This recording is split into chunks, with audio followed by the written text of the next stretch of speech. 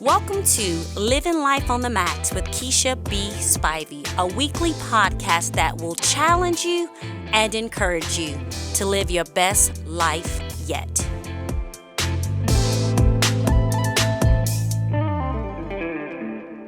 Hello there. I'm so excited that you're still tuning in with us as we're walking through this Dream Killer series. And here's what I know. This is uncomfortable.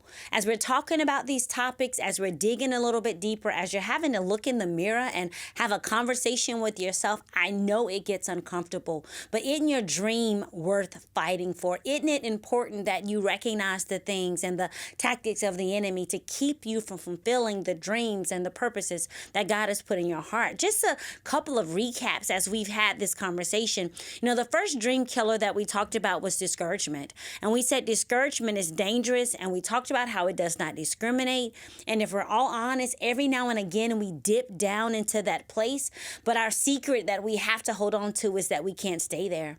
The next week we talked about disappointment. And disappointment is that gap that exists between your expectation and your reality. Things didn't come out like you thought. It's taking longer than you thought. Someone who you thought would be there is not. And so you're now having to deal with that disappointment without letting it kill your dream. We talked about mediocrity and settling for average. And we talked about how literally settling and dreaming that they're completely incompatible. They're like polar opposites. And when we settle for average, that's when we get into a place where we're tempted to blame everybody and everything for us not walking in the things that we're supposed to be walking in. Then we talked about a lack of confidence. That lack of confidence, true confidence only comes when you know God for yourself and you have a personal relationship. We took that whole segment and we deep dived Godfidence because there's such a difference in having pride in yourself and, confidence in yourself instead of the confidence in the God who dwells on the inside of you. And then on last week, we talked about a lack of imagination. We talked about how God has wired all of us with imagination, but far too often we choose to use it negatively and we choose to worry instead of positively dreaming. Lack of imagination will kill your dream even before it takes its first breath. Which brings us to dream killer number 6. And this one is a big one. It's one that we all deal with. It's one that comes and knocks at all of our doors. It's called fear. And fear kills more dreams than failure ever will.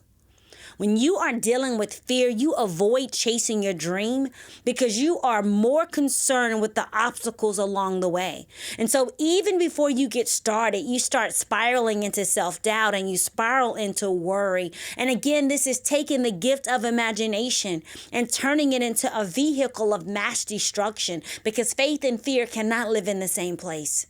They cannot. And anytime you choose to be in fear, you're pushing faith out of the window. When you are living a life that's controlled by fear, it's like every day living caught in the middle of a traffic jam. You may move a little bit, but before you know it, you're stopping again. And it seems like you're never making progress. When you allow fear to bombard you and you allow fear to rule you, that's you in that parked car that's inching a little bit at a time and never really getting to that place that you want to get to. Fear, I've heard that acronym broken down, and it's referred to as false evidence appearing real. And that false evidence will rob you of your dreams, and it will keep you from walking and fulfilling your destiny, walking into your destiny if you allow it. And I want to talk to you briefly about fear because it literally manifests itself in a variety of ways. And they may not all be something that you can relate to, but my gut says at least one of them is an area that you struggle with. And so today we want to knock that thing down. We want to go over that thing and help you move past it because that fear factor is not worth your dream. It's not worth you living stuck. It's not worth you not enjoying the God kind of life and literally emptying out into the earth everything that God has deposited into you. The reason that you can't allow fear to rule you is because fear will cripple you. And I've just decided that when I leave this earth, I want to leave here empty. And I want every gift, every talent, every ability that was put on the inside of me that God trusted me with, that he trusted me to steward. I want to leave it here when I'm gone. So let's talk about these fears. And yes, be honest. If one has your name on it, deal with it. The first is the fear of failure. The fear of failure will keep you from tapping into and reaching your full potential. It'll literally keep you from living the life that you dream of living. A fear of failure. Let me help you with something. Failure is part of the process. You can't avoid it. So when you feel like you are failing, just fall forward. Because literally failing doesn't make you a failure. Just fall forward, stretch out, get up, and learn from that thing that you did that didn't work out like you wanted to do. So instead of allowing the fear of failure to rule you, how about embrace it and deal with it? The second fear is the fear of not being good enough. Self-doubt is fear's little sister. I'm just saying, if you want to know what goes hand in hand, you find those two intertwined together at so many levels. A lot of times you're dealing with fear because you're doubting yourself. You're doubting what you can do, and you're doubting what capabilities you have. And I want to let you know something. You doubt yourself, but the reality of who you're doubting is the God who dwells and lives on the inside of you. Because if you've been bought with the price and you're a child of the Most High God and you're His and He's yours, then who you're doubting is Him. You are enough.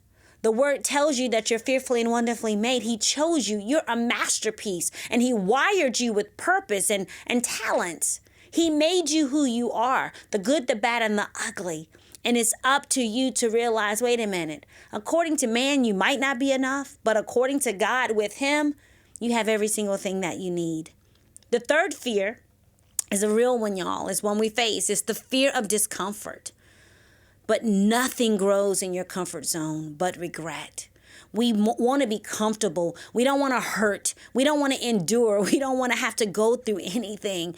But again, that's part of the process. As you're moving toward your dreams and pursuing your goals, you have to realize that change is inevitable and change is uncomfortable. It is. So stop being afraid of it and walk through it. I don't know which book I read, but it talked about there only being two pains in the world, the pain of discipline and the pain of regret. So go ahead and do what you got to do and discipline yourself to do the uncomfortable stuff. You can't avoid it. It's either pay me now or pay me later. So go ahead and do what you have to do to pay the price tag of what you have to pay to pursue your dreams and goals. Number 4 is the fear of lack. This one is one that I constantly have to drive away. You ask yourself the questions, what if I use what I have and I need more? What if I don't have what I need when I need it? What if I get in this place and I don't have the things that I thought I would need and I don't have enough of what I knew I needed? You literally start rolling over that conversation in your head over and over and over again. But for Keisha, when I get to that place, I have to remember who my source is. I have to remember where my wisdom comes from. And I have to shift all that pressure from myself onto God. And I have to remember that He's my provision. As long as I'm seeking Him first and I'm getting insight from Him on what to do and what not to do, I don't have to worry about that thing. I don't have to be in fear. Number 5, the fear of judgment. The fear of judgment. Somebody, somewhere is going to always be judging you. Always. Even when you pick the safest, most plausible option possible, someone's still going to have something to say. So you can't make your decisions worrying about what other people think. You got to get to a place where you decide that other people's opinion of you, that's other people's business. And you need to mind yours, and I'm going to mind mine. So we have to realize that's, again, part of the process. Yes, you should seek advice from people that you trust. But you shouldn't seek advice from the entire world. You need to do what it is God has called you to do. You need to do it with the wisdom that He's given you. And you need to just get out and get it done. Number 6 is another big one. It's the fear of criticism. Critical people, they criticize. Expect it. Aristotle said there's only one way to avoid criticism. Do nothing, say nothing, and be nothing. So if you are a dreamer and there are things in your belly that you want to birth into the world, you have to realize criticism is a part of the process. Avoiding criticism is literally what makes you weaker, not the criticism itself. Because when you avoid it, that means you're holding you back. You're holding the greatness that God has put on the inside of you back because you're so concerned about what other people are going to say and what they're going to think that you literally don't even put forth that what you're called to do. And number 7 is the fear of rejection. The fear of rejection. The moment you realize that you are not for everyone is a moment you'll walk into some new freedom that you didn't even realize was possible. Everybody's not going to embrace you. Everybody's not going to accept you. Everybody's not going to acknowledge you. How about spend less time thinking about the ones who block you out and more time thinking about the ones who welcome you in?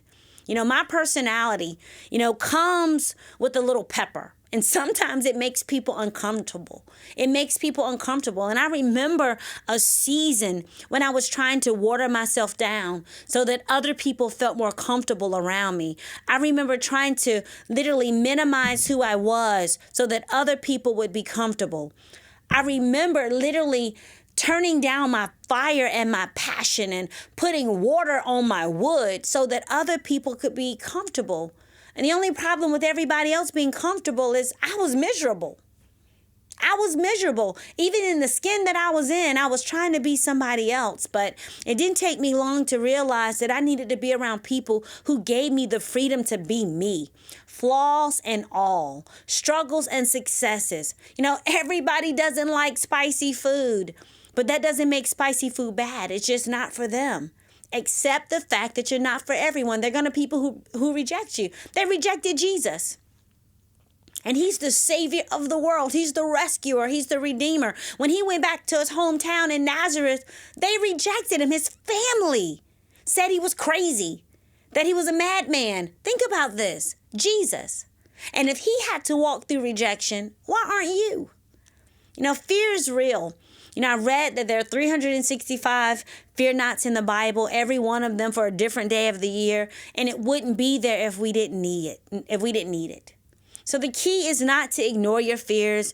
The key is for you to learn how to manage them so they do not consume you. And this begins with your mind. The battlefield is your mind.